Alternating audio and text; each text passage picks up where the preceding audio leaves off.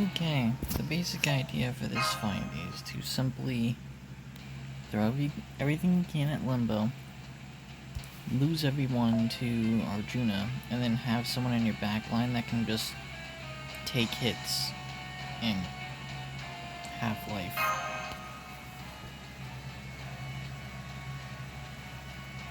Someone with guts, essentially. So that's what we're gonna do. We have two people that will step up and forces his attention elsewhere. And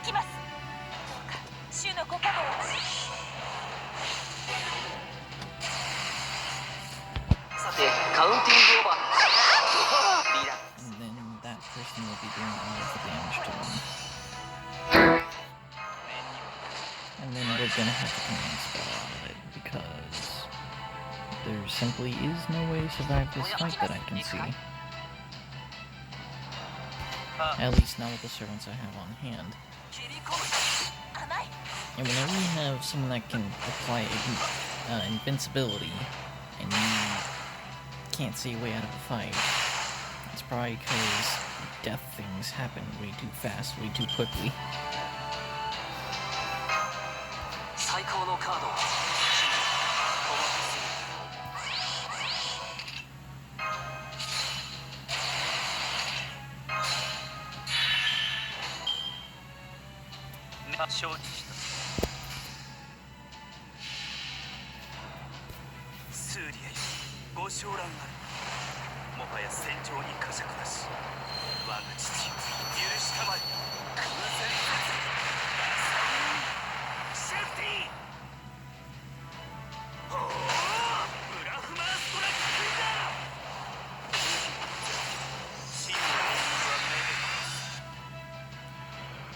Alright, we blew everything on that.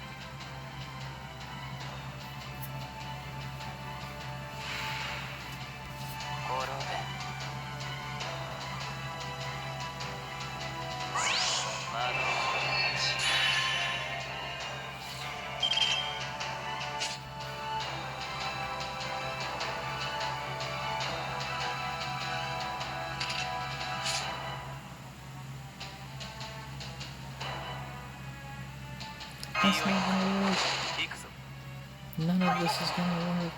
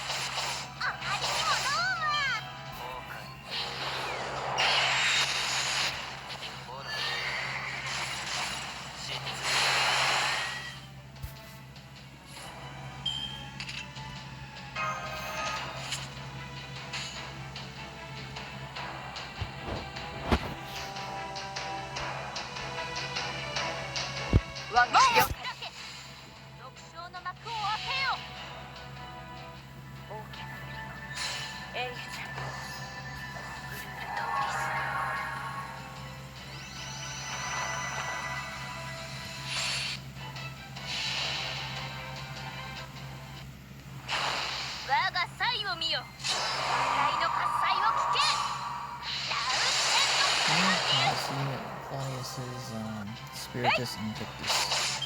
Like, I'm really great with this stopping.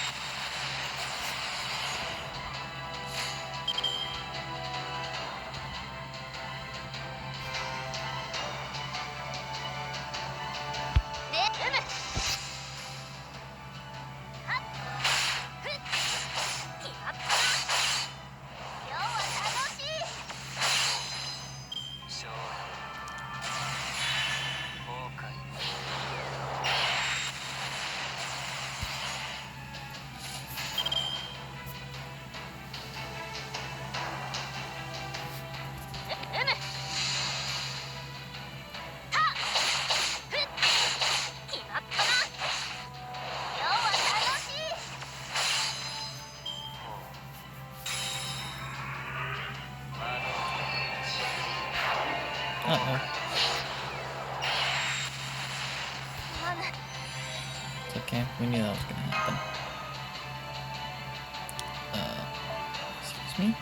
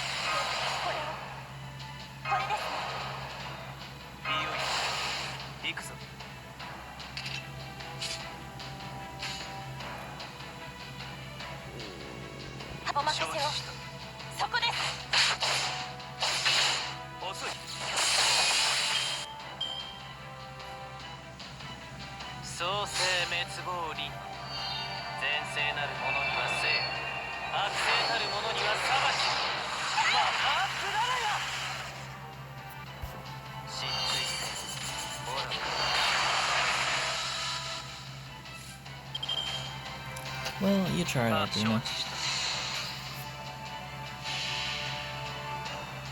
神々の王の慈悲を知る。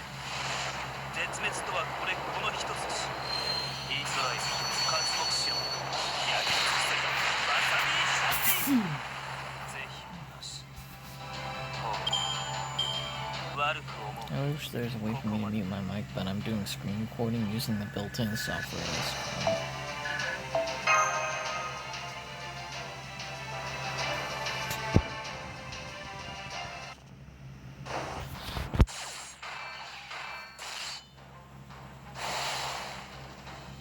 What incredible power! Even with the Shiva's godly strength, I still can't manage to harm you. Godly, yes, for I am God. I have consumed all other divinities and brought them together to become a single perfect God. Karna, son of Surya, wielder of Shiva's strength. If you wish to stand in my way, that is fine. As a truly perfect God, it will be simple for me to trample over you. You claim to be perfect? Then let me ask you this. Why'd you consume the gods in the first place? What'd you want with so much power? Also, can you make a rock so big you can't move it? I need to know. I'm sure you sought to create a just world, but I know that Arjuna would never choose such an inhumane path towards it. Someone else must have done so instead. Who? You need not answer. I know that too. The king of Yadavas, Vasudeva. Whoa, sheesh, this is fast. Was not the same man as the Krishna who was an avatar of Vishnu, yet they shared a name nonetheless. On that day, it was not Arjuna, but the dark Krishna inside him who aimed that arrow at me. The same is now true for you, isn't it? Deep down, you are not Arjuna, but that dark Krishna, aren't you? I don't know why it happened, but I can see that your inequalities were somehow inverted, and that what you are now is a result of that avarice taking control and greedily consuming all the other divinities. When I look at you, I do not see a perfect god, far from it. You've been irrevocably altered into a man who is both Arjuna and not Arjuna, nothing more. That got to him. Could this be the last push we need? I don't know, it doesn't look like he's gonna make it that easy for us. Oh no, this won't do at all. Calm yourself. To be a perfect god, one must have power over all else.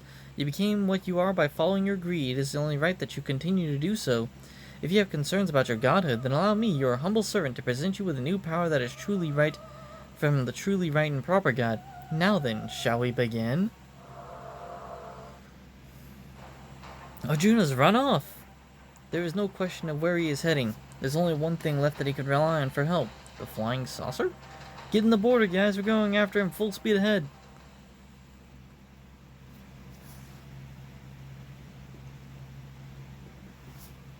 The Grail?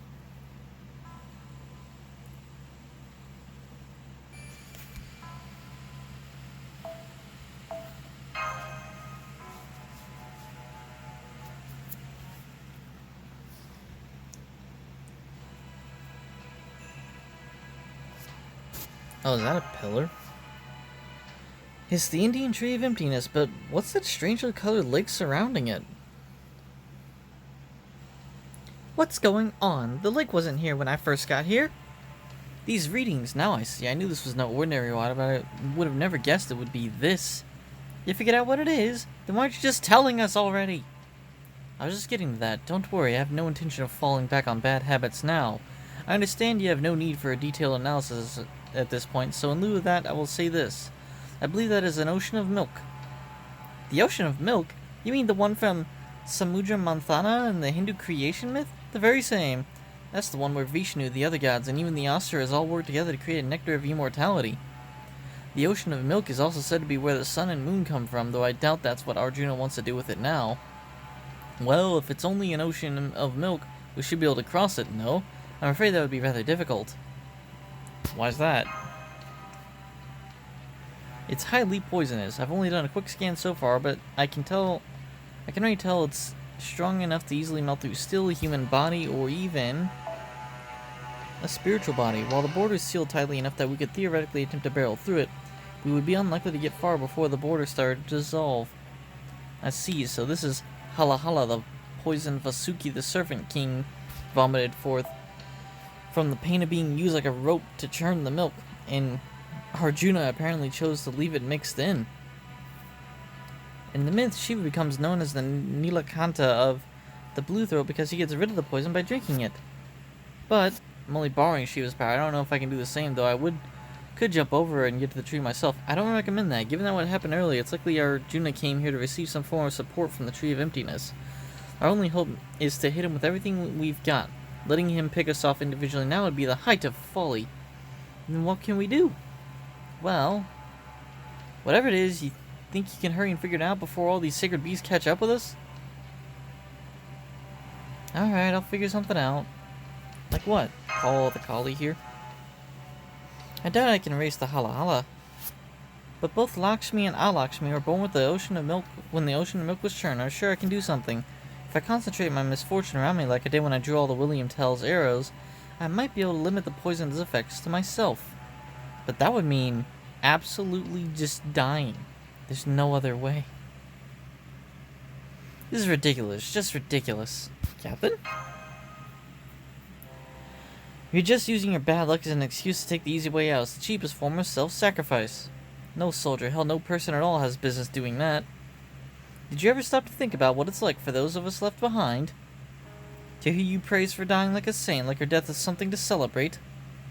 You never stop wondering what might have happened if only you hadn't let her fight alone, if only you'd stay behind instead of running away. I knew it. It is you. Yeah, it's me. I didn't experience these things myself, but these regrets ended up becoming the core to who I am. That other version of me, the one who would go on to become a ship captain, fought in the Sepoy Rebellion, lost someone important to him, and unlike you, who stayed and fought to the very end, he ran away like a coward. We may have fought in very different regions, and neither of us may have been in a position to influence the other's battles. But after being inspired by the rumors I heard about you, and knowing we were fighting at the same time, I can't help but feel a connection. The path I took was the only one available to me. I'm not going to judge you for the choices you made. There's nothing whatsoever wrong with choosing to survive. It is no different now. There is something I need to do, and I'm the only one who can do it, so that's what I'm going to do. That's all there is to it. No, that's not all there is to it. Huh?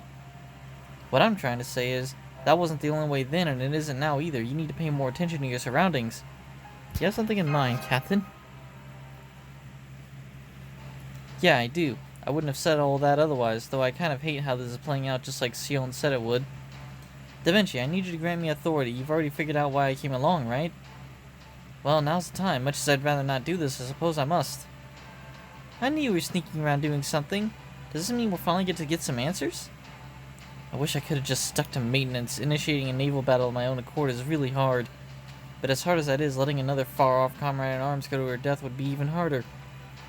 This thing manifests whenever I accept that this is just the sort of phantom spirit I am. Sion secretly installed it inside this ship. Does this thing you speak of have something to do with the part of that was meant to be activated in India? Yeah, I guess so. It's kind of like a system that makes the trial fitting possible. I only have one question. Will this thing you speak of let us get across the poisonous ocean of milk? I think so. You should all know that I'm talking what I'm talking about, too. Sion isn't just trying to improve the board, she's trying to improve me, too. Because you're gonna need both of us if you're gonna cross that stormy ocean. Well, maybe not me so much as my ship. My ship's a dream of the future made real, a high-tech concept once considered a mere flight fancy. It's called the Nautilus, a ship of hope that can conquer any sea no matter how deep. 20,000 leagues under the sea? Is that who you are? Captain Nemo? Oh yeah, if we're gonna do this thing, let's do this thing. No more holding back from me. Every good ship's gotta have good waters to sail. Okay, crew, get to your posts. Any back talk, even from Master, and you'll be swabbing the poop deck for a month. Where did all this come from? When did you get so upbeat? Why wouldn't I be excited? I've been waiting to go on my main voyage since I got summoned. Imaginary Arenex Phantasm rigging all set, connecting lines to my spirit origin and giving them power. Okay, that's all my noble Phantasm's magical energy. I'll make sure the board doesn't feel a thing. What is this? What's going on? You're not about to explode on us, are you?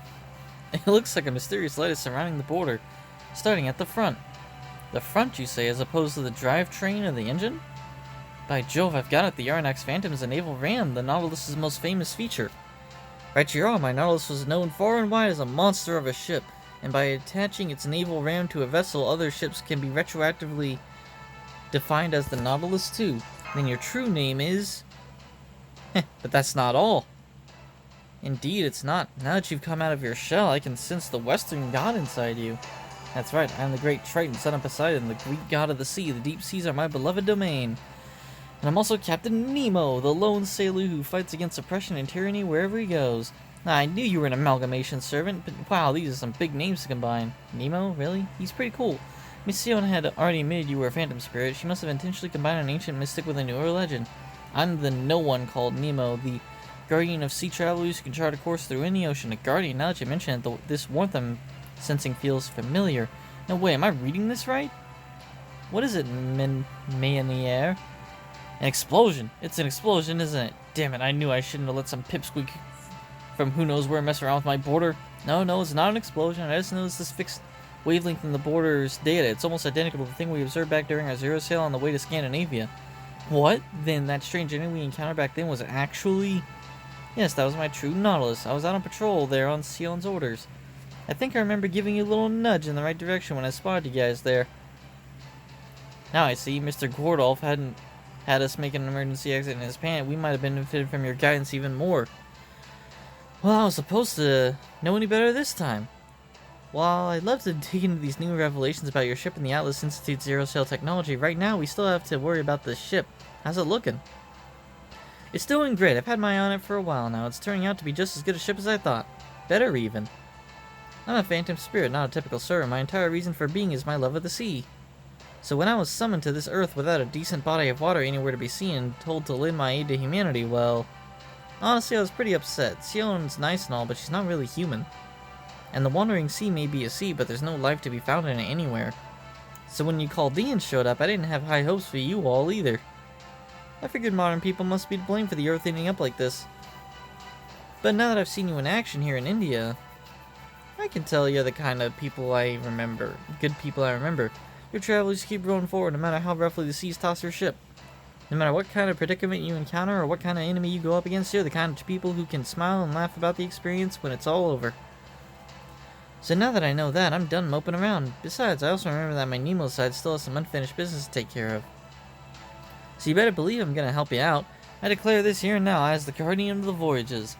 From this point forward, this ship is no longer limited to the waters of void space.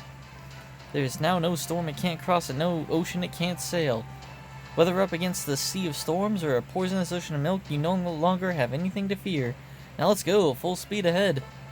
Well, if the world's most famous captain insists, I guess we'll just have to oblige. Let's do this thing.